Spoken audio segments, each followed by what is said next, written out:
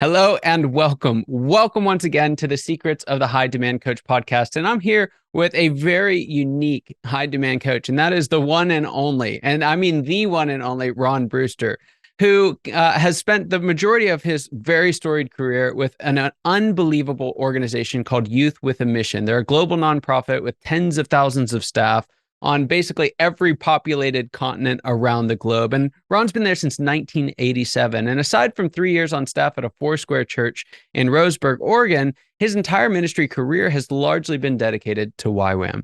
Now, in 2002, he became the director of YWAM Montana. And in June 2011, he received his master's degree in leadership. Now, Ron has traveled to 50 countries, including serving for 5 years as the managing director of YWAM San Diego, Baja. Now, he's currently the co-director of Mission Builders International, or MBI, where he provides leadership support, practical resources, and volunteer placement to YWAM locations across the globe. And so, Ron, I'm so excited about this because you're also part of our Scale Architects program. You do a lot of the work that you're doing, providing leadership support using the predictable success model that so many of our folks in the audience have heard about. And we've had to, traveling to 50 countries is not an easy thing. You're a busy man. You're hard to nail down. So we've been working on this for months now. And so I'm so excited to have you here. I just can't wait to unpack what you're doing, particularly in the nonprofit space. Before we get to all of that, though, I'd like to just get a little color from you on your story. So with regard to what were you doing before you jumped in with Mission Builders, where you were inside of YWAM, tell us a little bit about that season and how that ultimately led you to making the leap into the directorship at MBI. Sure. Thanks, Scott. It's great to be part of the program today. Glad we could connect. Yeah, so I've been in this organization, and like you said, about 20,000 staff. So I was 22 years in Montana at one of our big organizations in YWAM. And then I moved down to San Diego, Baja in 2013. Spent 5 years down there. Primarily down there, we were building homes for deserving families. We'd have organizations, businesses come down, and we were able to build 300 homes a year. Just impacts so many families' lives. Even people like Patrick Lencioni brought down his table group. We had all these different CEOs. It was a great time. One of the things I noticed, though, was part of our organization, different locations, was reaching out to say, hey, can you coach? Can you help? And I was the managing director trying to manage a very large organization of 220 staff members, three different locations in Mexico and San Diego. And I just wasn't able to do both. And so I had to make a choice. Do I stay focused on one of our YWAM locations, or do I help all of the locations or many of them? So myself and a small group of people decided to head back up to Montana, and we took over what was called MBI Mission Builders, and we've kind of built that out now, and we're serving YWAM globally with coaching services. We have architect on staff, just a bunch of different professional level services. That's fantastic. And so within the environment of YWAM, kind of serving as an internal coaching consultant, what would you say some of the most important work you're doing for these different bases and the leaders who lead them? Yeah, I think for our organization, and it may be similar to other organizations, but for us, we work with what we call the T1 team. So in the predictable success model, that's kind of your highest level leadership team, C-suite probably for businesses, and helping them to be cohesive as a team. And then also bringing some clarity to that decision so that when they're making decisions and they're leading this organization, there's a cohesive leadership team along with some clarity. And with that, with our predictable success model, it's been so good. The language is so great for our organization because we come alongside them, the leaders, and say, okay, what size are you supposed to be? Where are you growing? And helping them to realize there's basically two choices within the model that they can do. And this language that we're bringing and the model is pretty revolutionary, and it's really helpful to the leaders. And they often don't feel like failure. Sometimes they're feeling like, man, I'm just failing. And then we go through the model and they're like, okay, this is somewhat normal. Yeah. Yeah, it's such a great point because there's this idea, and nonprofits are not impervious to it, but it's this up and right? If we're not getting bigger, if we're not scaling up, if we're not hundreds of staff, we're not succeeding. And I think that's especially hard in the YWAM base environment because other bases are. And so just explain a little bit about why is it that you would not want to be a larger organization? Yeah, well, that's a great question because in our organization, we're all about vision, entrepreneurship. We have a lot of young people. Growth and multiplication is huge, which is awesome. I mean, it's really great because we can dream, we can vision. It's a very decentralized organization as well. But there is this thing where if we don't have a big piece of property and we don't have 100 staff and we don't have 15 different things we're doing, are we really productive? Are we really successful? Because we do have some of our locations that are real, like we have a ship, we've got all these different locations. So coming alongside our YWAM leaders, where probably 80% of the locations probably aren't going to get over 30 full-time staff, and helping them understand that they can stay in that stage that we call fun and predictable success, where you are growing because growth is important, but you're growing more by addition versus multiplication or scaling on like a J curve. Yeah. And so what about that guy or girl who's just like, I want it all, right? Like I want to be small and nimble, and I also want to scale this thing to be hundreds of people. Like, do you come across that, and how do you help folks navigate that desire? Yeah, I think sometimes our leaders, because they are visionary and entrepreneurial, and they're not much of a systems process person, right? And so they love being able to move fast, quick, make decisions, and sometimes just by who they are and their vision, they grow this thing. But now all of a sudden, like in the model, it's become more complex, and now all of a sudden there's complexity, and they're still trying to act like they were 30 and smaller in that fun stage, but they're actually in what we call whitewater now, and complexity has taken over and they get stuck. And so we have to come alongside and really kind of help them think through, all right, do you want to go through this whitewater to get to what's called predictable success or repeatable success? Or do you want to go back to fun? And I think helping leaders understand that there's a choice and understanding, really counting the cost of what it means to go all the way through and get to that predictable success part is going to be quite difficult, at least in our organization. Well worth it if that's what you want to do. But we just kind of help them sort through that there's actually two different directions they can go. And I love the point that you're making here, and I don't want it to be overlooked, but either one is a success, right? Both are equally valid. Neither one is better or worse than the other. And one of the things that I've found kind of drives or forces the decision, particularly in nonprofits, is mission creep. Right. I was working with a nonprofit once, and they had as many ministries as they did staff. And so one of the things that kind of creates that complexity that we're fighting, and often comes as a result of that kind of visionary entrepreneurial ideas. Oh, we can do this ministry and this ministry. There's these people that we can serve, and these people. So where does that mission creep come from, and how do we keep it in check especially if we want to stay small and nimble?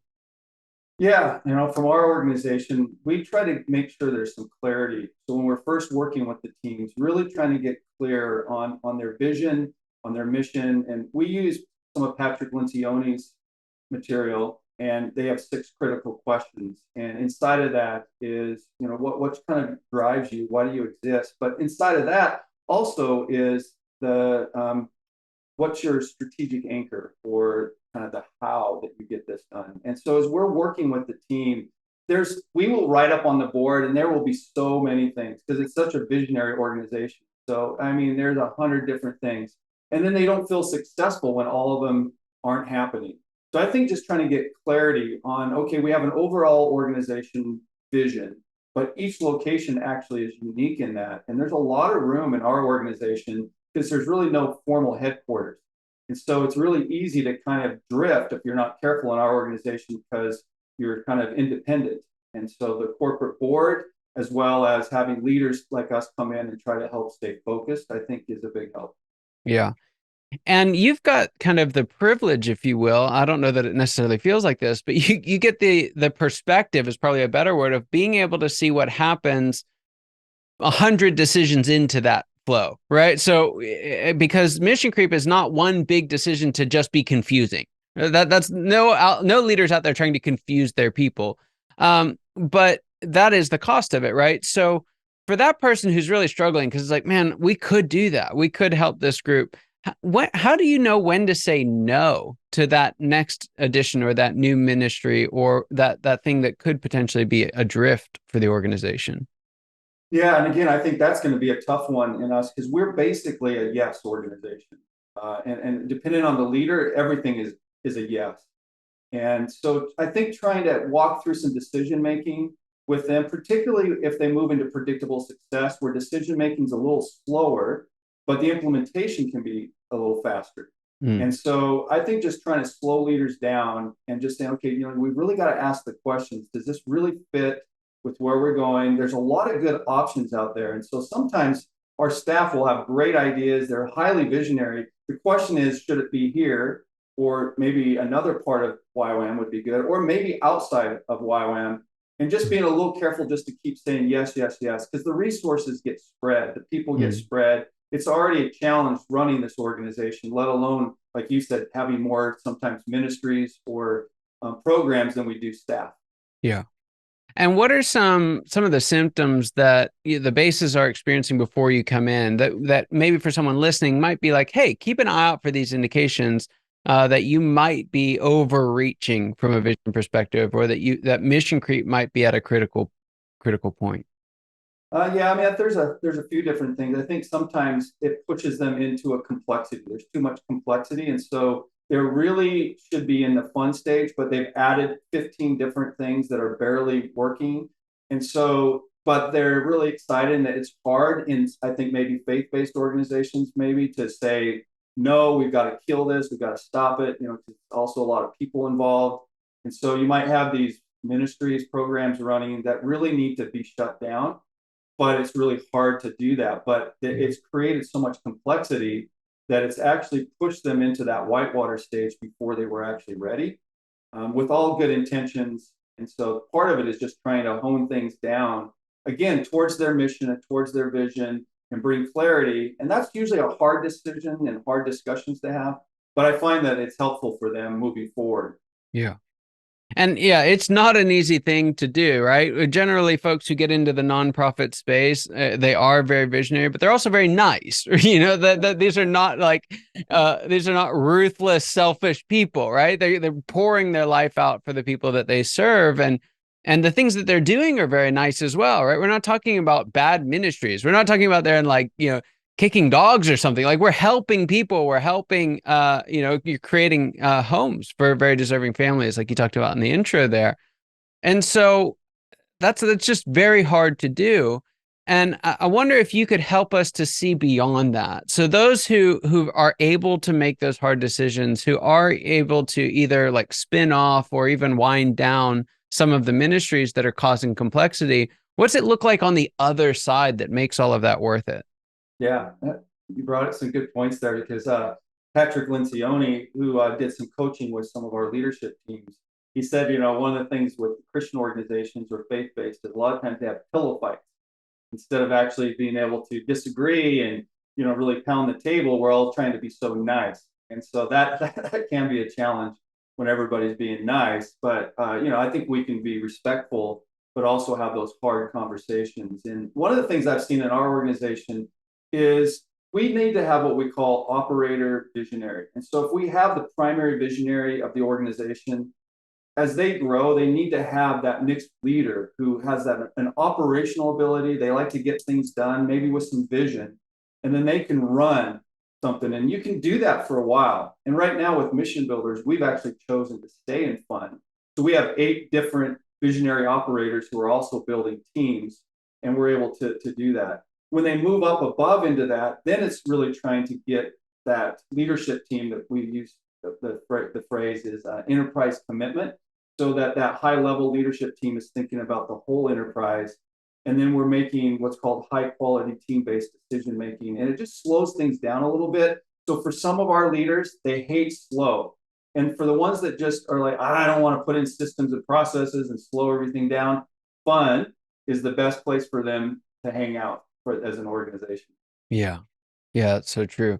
So there's a question I like to ask all of my guests, and I'm just fascinated to hear your thoughts on this. But what would you say is the biggest secret you wish wasn't a secret at all, particularly in this area we talked about, nonprofit leadership and growing an organization, what would you say is the biggest secret you wish wasn't a secret at all? Yeah, so I think, and again, I'll speak primarily to our organization, but I think it applies elsewhere. Is as leaders, there is that choice that you can have, and you can either stay in that organization that's fun, a little bit smaller, but you're growing, or you can scale, and then it's actually a choice, and that you can be content without being complacent. And Steve Jobs had this great quote that I like. He was talking to Stanford graduates, and he said, "Stay hungry, stay foolish."